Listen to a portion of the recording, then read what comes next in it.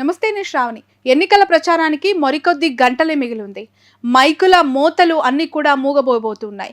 కొన్ని గంటల్లో జరగబోతున్న 2024 ఆంధ్రప్రదేశ్ ఎన్నికల సమరానికి సంబంధించి ఒకవైపు ఉత్కంఠ, మరోవైపు పార్టీలన్నీ కూడా పోలింగ్ ఏర్పాట్లు, అలాగే బూతుల దగ్గర తీసుకోవాల్సిన జాగ్రత్తలు, ఆ చర్యల్లో నిమగ్నమైపోతున్నాయి. అయితే చివరిగా కొన్ని గంటల ముందు వచ్చిన ఎలక్షన్ సర్వేస్ కొంత క్యూరియస్ని కలిగిస్తూ ఉన్నాయి. అందులో దాదాపు 3 దఫాలుగా ఇస్తున్న రేజ్ సర్వే సంస్థ ఒక సంచలన రిపోర్ట్ బయటికి రిలీజ్ చేయడం జరిగింది. ఇక్కడ నేను ఒకసారి చూపించే ప్రయత్నం చేద్దాం. 8వ తారీఖు 5వ నెల వరకు కూడా వీళ్ళ శాంపుల్ కలెక్షన్ తీసుకున్నారు. ఆంధ్రప్రదేశ్కి సంబంధించి ఓవరాల్గా 175 అసెంబ్లీ నియోజకవర్గాలు, 25 పార్లమెంట్లలో వాళ్ళు ఈ సర్వే సంస్థని చేయడం జరిగింది.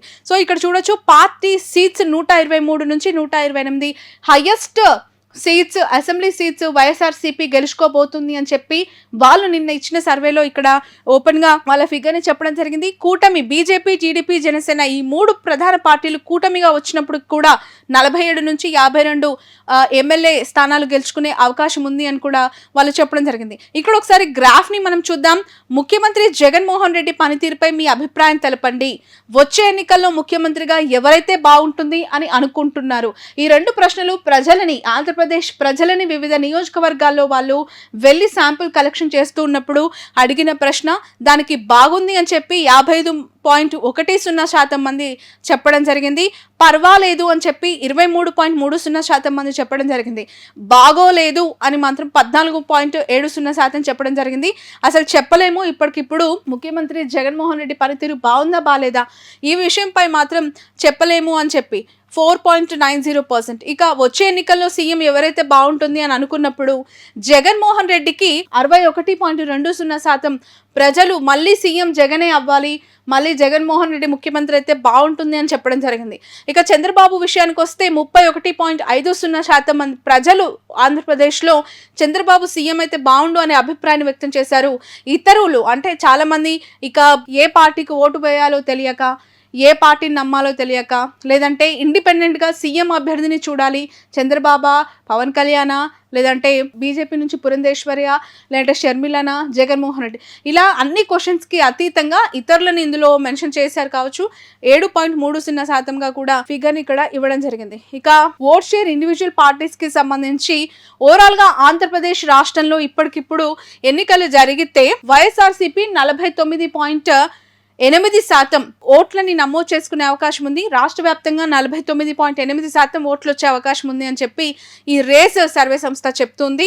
టీడీపీ, జనసేన, బీజేపీ కూటమికి 45.3% మాత్రం ఓట్ షేర్ నమోదయ్యే అవకాశం ఉందని చెప్తున్నారు. అదర్స్లో 2.0% ఇచ్చారు. Can't say voting on bad wagen effect అని చెప్పి ఇప్పటికిప్పుడు చెప్పలేము అనే వాళ్ళు 2.9%గా ఉన్నట్లు చెప్తున్నారు. ఇక్కడ చూడొచ్చు, వైఎస్ఆర్సీపీకి కూటమికి మధ్యలో దాదాపు 3.5% మాత్రమే డిఫరెన్స్ ఇచ్చారు ఈ రేజ్ సర్వే సంస్థలు. ఒక ఫిగర్ ఇవ్వాలి అంటే కనుక 49 నుంచి 4% మాత్రమే డిఫరెన్స్ ఉంది అని చెప్తున్నారు. Vote share as on 8th మే వరకు చూస్తే పూర్తిగా వైఎస్ఆర్సీపీకి 49% వాళ్ళు ఇక్కడ ఇవ్వడం జరిగింది. ఆంధ్రప్రదేశ్లో సగానికి సగం మంది, ఒక 1% అటు ఇటుగా వైసీపీని మళ్ళీ అధికారంలోకి తీసుకురావడానికి ఇష్టంగా ఉన్నట్లు చూపిస్తున్నారు. టీడీపీ, జనసేన కూటమికి 45.30% ప్రజలు ఎన్నుకోవడానికి అవకాశం ఉందని చెప్తూ ఉన్నారు. సో ఇక్కడ 4% డిఫరెన్స్ అనేది మనకు కనిపిస్తోంది. 2% అదర్స్లో ఉన్నారు. ఇప్పటికిప్పుడు చెప్పలేము అనేవాళ్ళు 2.90%లో ఉన్నారు. ఇక పార్లమెంట్ వైజ్గా సీట్ షేర్ ఒకసారి మనం చూడొచ్చు. శ్రీకాకుళంలో 7 నియోజకవర్గాల్లో వైసీపీ 5 గెలుస్తుందని చెప్తూ ఉన్నారు. విజయనగరంలో 7 సీట్లకు 6 YCP, TDP, Janasena, BJP alliance 1 అని చెప్తూ ఉన్నారు.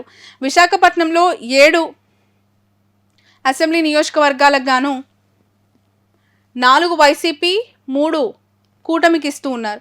అనకాపల్లి వెరీ ఇంట్రెస్టింగ్ ఇక్కడ మనకు కనిపిస్తోంది. వెరీ టఫ్ ఫైట్ ఉంది అలయన్స్కి. అలాగే అక్కడున్న టీడీపీ, జనసేన, కమ్మ, కాపు, అలాగే రాజులు, ఇవన్నీ వెలమ సామాజిక వర్గం కూడా ఉంది. చాలా మెజారిటీ ఆఫ్ ద సామాజిక వర్గాలు అక్కడ ఇన్ఫ్లుయెన్స్ చేస్తూ ఉంటాయి. చాలా డామినేటింగ్ ఎంపీ కాన్స్టిట్యున్సీ అని కూడా మనం చెప్తూ ఉంటాం. అలాంటి చోట 3 వైసీపీకి ఇచ్చారు, కూటమికి 4 ఇచ్చారు. అరకులో వైసీపీకి 7, టీడీపీ కూటమికి 0 ఇచ్చారు. అంటే అరకు పార్లమెంట్లో ఏడుకు 7 గంపగుత్తగా వైఎస్ఆర్సీపీ క్లీన్ స్వీప్ చేయబోతూ ఉన్నట్లుగా కూడా రేజ్ సర్వే సంస్థ చెప్తుంది. కాకినాడలో వైసీపీకి 3 ఇస్తే కూటమికి 4 ఇచ్చారు. అమలాపురంలో వైసీపీకి 3 ఇస్తే కూటమికి 4. రాజమండ్రిలో కూడా 7కు గాను 6 వైసీపీకి ఇచ్చారు, 1 మాత్రమే కూటమికి ఇచ్చారు. రాజమండ్రి కూడా వైసీపీ క్లీన్ స్వీప్ చేసే దిశగా కూడా ఉందని చెప్పి రేజ్ చెప్తోంది. నర్సాపురం విషయానికి వస్తే 4 వైసీపీకి ఇచ్చారు, 3 కూటమికి ఇచ్చారు. ఏలూరు విషయానికి వస్తే 7కు 7 ఏలూరు పార్లమెంట్లో వైసీపీ క్లీన్ స్వీప్ చేయబోతుంది అని కూడా చెప్తున్నారు. మచిలీపట్నంలో 5 వైసీపీకి ఇస్తే 2 కూటమికి ఇచ్చారు. విజయవాడలో 6 వైసీపీకి ఇస్తే 1 కూటమికి ఇచ్చారు. గుంటూరులో 3 వైసీపీకి ఇస్తే 4 మాత్రం కూటమికి. అలాగే నర్సరావుపేట 4 వైసీపీకి 3 కూటమికి. బాపట్లలో 4 వైసీపీకి 3 కూటమికి. ఒంగోలు 7కు 7 వైఎస్ఆర్సీపీ క్లీన్ స్వీప్ చేయబోతున్నట్లుగా రేజ్ సర్వే సంస్థ చెప్తుంది. ఒంగోలు మనందరికీ తెలుసు, అక్కడ బాలినేని నియోజకవర్గం, అది బాలినేని శ్రీనివాస్ రెడ్డి, ఇప్పుడు చెవిరెడ్డి భాస్కర్ రెడ్డి అక్కడ బరిలోకి దిగారు. ఇక నెల్లూరు విషయానికి వద్దాం. 7 సీట్లకు గాను 5 వైసీపీ గెలుస్తుంది అంటున్నారు రేజ్, అలాగే 2 కూటమికి ఇస్తూ ఉన్నారు. తిరుపతిలో 6 వైసీపీ గెలిస్తే 1 కూటమి గెలుస్తుందని చెప్తూ ఉన్నారు. ఇక చిత్తూరు 6 వైసీపీ గెలిస్తే 1 కూటమి అంటున్నారు. రాజంపేటలో 7కు 7 సీట్లు పూర్తిగా క్లీన్ స్వీప్ చేసే అవకాశం ఉంది వైఎస్ఆర్సీపీ. ఇంకా 1 సీటు కూడా రాజంపేట పార్లమెంటు సెగ్మెంట్లో టీడీపీ జనసేన కూటమికి ఛాన్స్ లేదని చెప్పి రేజ్ సర్వే సంస్థ చెప్తుంది.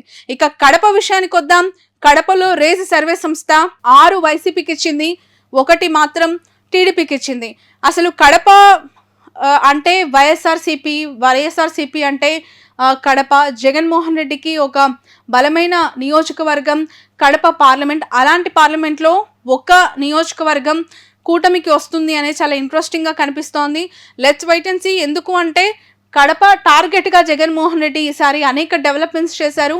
అక్కడ 7 అసెంబ్లీ నియోజకవర్గాల్లో పూర్తిగా 7కి 7 తను వాళ్ళ అకౌంట్లో వేసుకోవాలని కూడా చాలా డెవలప్మెంట్స్ చేశారు. సో ఇక్కడ 1 మాత్రం టఫ్ ఉంది. అది మేబీ మైదుకూరు అవ్వచ్చు, ప్రొద్దుటూరు అవ్వచ్చు, ఇంకా ఏదైనా ఉండొచ్చు. 1 మాత్రం వాళ్ళు ఇక్కడ ఫిగర్ అవుట్ చేశారు. ఇక కర్నూలులో 7కు గాను 5 వైసీపీకి 2 కూటమికి. నంద్యాల 5 వైసీపీకి 2 కూటమికి. హిందూపూర్ 5 వైసీపీకి 2 కూటమికి. అనంతపూర్ విషయానికి వద్దాం. ఇక్కడ కూడా 7 నియోజకవర్గాల్లో 6 వైసీపీ గెలుస్తుందంటున్నారు, 1 జనసేన టీడీపీ బీజేపీ కూటమికి అవకాశం ఉందంటున్నారు. ఓవరాల్గా 175 అసెంబ్లీ సీట్లలో 128 వైసీపీకి, 47 కూటమికి వస్తుంది అని చెప్పి ఇక్కడ వాళ్ళు చెప్తూ ఉన్నారు. Assembly wise winnowing parties for upcoming elections 2024. So శ్రీకాకుళంలో ఏ పార్టీ, అక్కడ అభ్యర్థి ఎవరు, అక్కడున్న టాప్ క్యాస్ట్లు అంటే వాళ్ళ సామాజిక వర్గాలు. ఈ రేజ్ సర్వే సంస్థ ఒక డిఫరెంట్ ఆఫ్ శాంపుల్ కలెక్షన్ చేస్తూ ఉంటుంది. గతంలో కూడా మనం ఇదే మాటని ప్రస్తావించాము. అనేక సర్వే సంస్థలు వెళ్తాయి గ్రౌండ్లో, వాళ్ళు అనుకున్న క్వశ్చనర్ని చాలా డిఫరెంట్గా శాంపుల్ కలెక్షన్ చేస్తూ ఉంటాయి. కొంతమంది ఫోన్లు, కొంతమంది ఎస్ఎంఎస్లు, కొంతమంది డైరెక్ట్ 1-on-1 వెళ్ళి శాంపుల్ కలెక్షన్ చేస్తూ ఉంటారు. కానీ రేజ్ ఈజ్ వెరీ డిఫరెంట్. ఆ రేజ్ సర్వే సంస్థ క్యాస్ట్లకు అతీతంగా, కులాలు, సామాజిక వర్గాలకు అతీతంగా వాళ్ళ శాంపుల్ కలెక్షన్ ఉంటూ ఉంది. అఫ్కోర్స్ ఇక్కడ ఒక చిన్న ఎగ్జాంపుల్ చెప్పొచ్చు. ఇచ్చాపురం, పలాస ఈ 2 నియోజకవర్గాల్లో వైఎస్ఆర్సీపీ వస్తుంది అధికారంలోకి అని చెప్పి ఆయన తన సర్వేలో రిజల్ట్ ఇచ్చారు.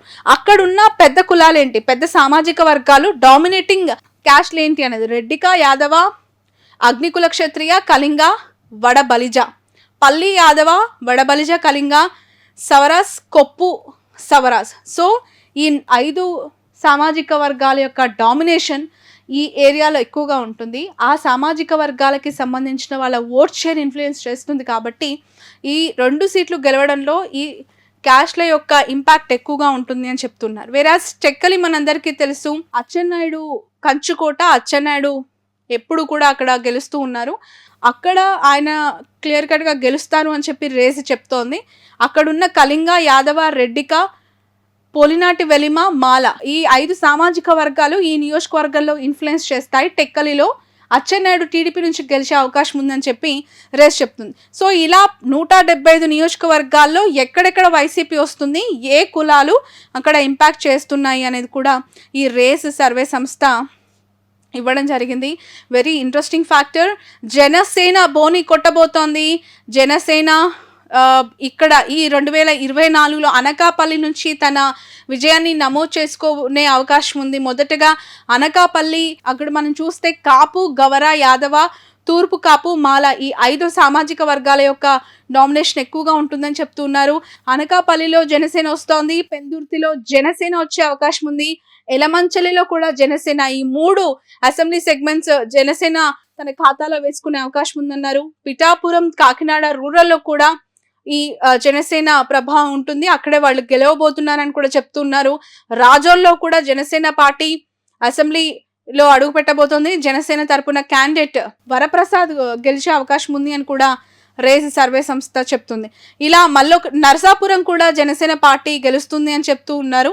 అలాగే తాడేపల్లిగూడెంలో కూడా జనసేన వస్తుంది అని కూడా చెప్తున్నారు.